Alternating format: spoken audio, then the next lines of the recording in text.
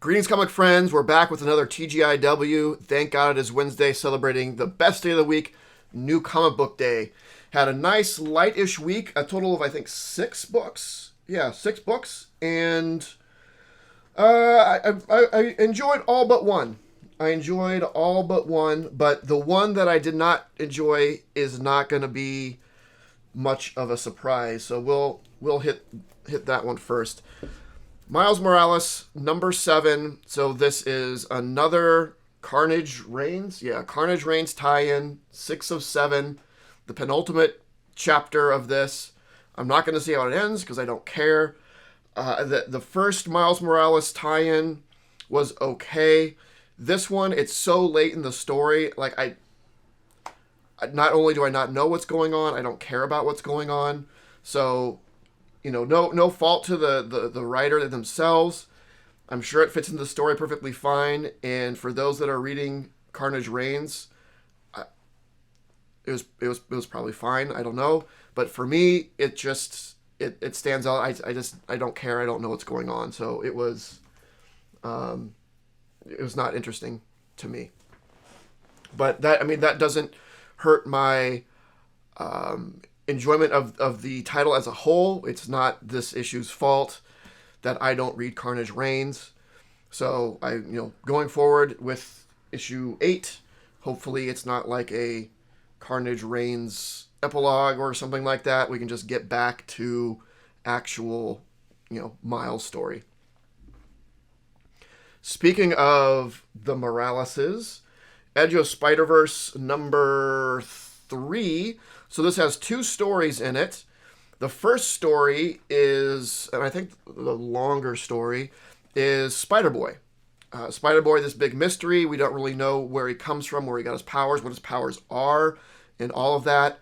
He was supposedly a part of the universe before the last big Spider event, and people forgot about him, but he was wiped out of existence, but he came back, but no one remembers him. He's kind of captured the hearts, I suppose, of a lot of people because, they're curious about him. And we get a lot of information, not everything, but we do get a lot of information about Spider-Boy here. We get a look at his face, which I don't think we've seen before. We get a hint of what kind of his powers are, and possibly a little bit of maybe where his powers came from. Not the whole story, but a little bit of it. So they're slowly unraveling the mystery that is Spider-Boy, and I think this is the most information we've ever got on him. The second story is a new Spider character, this Spider Smasher, who is Billy Morales. So this takes place in a future where Miles and others have died, and his sister takes up a spider role, and meets another new character. And it's like other Spider-Verse. It's just kind of a short story to introduce the character. There's obviously more going on with them in their lives, but we just kind of get a snapshot of it to learn who they are. It was okay. It was okay. It wasn't great. I'm not in love with the character. I don't have any problems with her, but it really seems to be just trying to ride on popularity of Miles, which it is something that comics do. But it was fine. The Spider-Boy story was great. I enjoyed getting some information about him. Let's see. Next we have Saga number 65. Yes, Saga number 65. It's fine. They're having to go on the run again. They found a ride. They seem to be happy-ish for now, but we know that's going to change. There's also a little bit of interaction between the matriarch and the Will. So there's some stuff that goes there. But it feels like they're kind of level setting for either, I don't know, a kind of time of peace, or it's just going to go into the next, big incident that is inevitably going to happen. Hulk number one. I did get this variant cover of it because I don't know, I really liked it. So I was really excited for this. Obviously, big Hulk fan. Really did not care for the previous run, as anyone who's been watching these knows. So this has a lot to live up to. It does acknowledge that that last run happened. It is briefly mentioned. It doesn't talk about him being a spaceship, but it does talk about how Bruce was controlling the Hulk identity. And so there was a little bit of a lead up to this in the last Hulk annual. This has to do with some contingent of monsters that are going to be causing havoc. It does bring up the idea of the Green Door, which was introduced, I believe, in Immortal Hulk.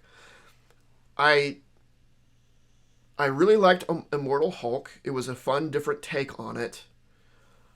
I really don't like this concept of the Green Door.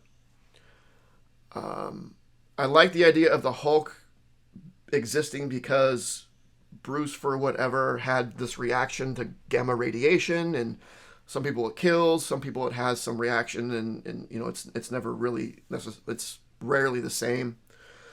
But the Green Door makes it like this more mystical thing, where gamma radiation is a doorway to this green door or something like that, and there are other Hulk-related things that are all part of this link to this Green Door thing. I'm not really big into that. I mean, I understand that, you know, sometimes you got to develop a character more, or their origin or their background or something, and I understand that, but I like Hulk the most as it's just Bruce and Hulk kind of internally fighting and trying to gain that balance, not necessarily having this more big grandiose concept of part of this bigger thing, I guess. Hulk is Hulk, and Hulk smash. Hulk wants to be left alone. That's where I like Hulk the most. I do like the exploration of stuff. I get it. Hulk himself as a character, as, you know, big green smashy guy, there's not a lot of room for development in the character himself, especially when he keeps going away and coming back and having different sort of iterations. Right? It's tough from a storytelling point of view to do a lot of development on a character who's never kind of the same. Any long-term development. So the long-term development they apply to his origin, because that is always he always has an origin, and that can be developed further and further. I understand that, but I don't know. I like, don't fix what's not broken. I just want good Hulk stories, and hopefully this will give that. You know, despite how much I don't like the Green Door stuff, I'm ready for something different, something new. I'm open to it, so we'll see where it goes. But he's going to be smashing a lot of monsters. He's going up against a lot of monsters, so there's sure to be a lot of Hulk smash in there. So I'm looking forward to that. A Legacy of Violence number 6. This story, whatever it is just being crazy drawn out. You know, we're starting to get a little bit of an idea of what is going on-ish. I still don't have a big understanding of what this is supposed to be about, but we're getting hints here and there. A book like this, you know, you have, you know, other books like this, like that seem to try to be filling this motif, like Maniac of New York and Bunny, whatever, the bunny one. I can't remember the name. Like, they were 4-issue arcs, and those might have been a little bit short. It probably could have spread into 6, but I think 6, that 4 to 6 range is good for something like this. Here we're at issue 6, and still don't have a lot more clarity of what's going on. So they need to be doing more to sort of hook interests. If it starts to be more long and drawn out, I don't know. I very rarely drop titles in the middle of something, but like at some point, you gotta reel me in even more than what you did at the very beginning, and it's not really doing that. So I'm not going to cancel it yet, but we'll see. And lastly, Batman White Knight presents Generation Joker #2. This has been fun. So we have the Napier identity on this hard drive that's deteriorating, able to project like a hard hologram version of himself. He wants to spend some time with his kids between himself and Harley. There are people that both Jack Napier and the Joker has wronged, are kind of onto it and coming after them. Yeah, and it's just so it's an adventure with those three. Some other are getting involved, like, no, they're in danger, we need to go find them. So was it Neo, Joker, and Harley, and Poison Ivy, and I believe now Bruce is going to be kind of joining in, trying to find them and help them and save them. The kids want to find some way to help their digital father persist, but he's kind of like, that would be bad. Like, you have to let me go, because if I'm around in any form, there are people in danger. So we'll kind of see where that goes. The end here, they run into a group of don't want to give it away, but they run into a group, and there's some interesting dynamics and events that happen there that really push the story forward and make you want to read more, as a comic should, right? Have some development, have some fun, but give enough to make you want to read the next one. Something that this has unfortunately been missing. But that is all. So nice little 6-book week. In everything except for Miles Morales Spider-Man, even Legacy of Violence, it gave me a little bit more than what it's been giving me. So I guess I suppose I count that as a relative win for that book. But yeah, everything else though was fantastic. I'm positive on Hulk. I had my criticisms about the Green Door, but that's Hulk lore now, right? I'm just commenting on, I don't like that piece of Hulk lore, but it's there. You can't ignore it. So I don't hold that against this particular book. I'm very interested to see what is going on. Hulk seems a bit out of control. There's definitely the Banner and Hulk split now. They change.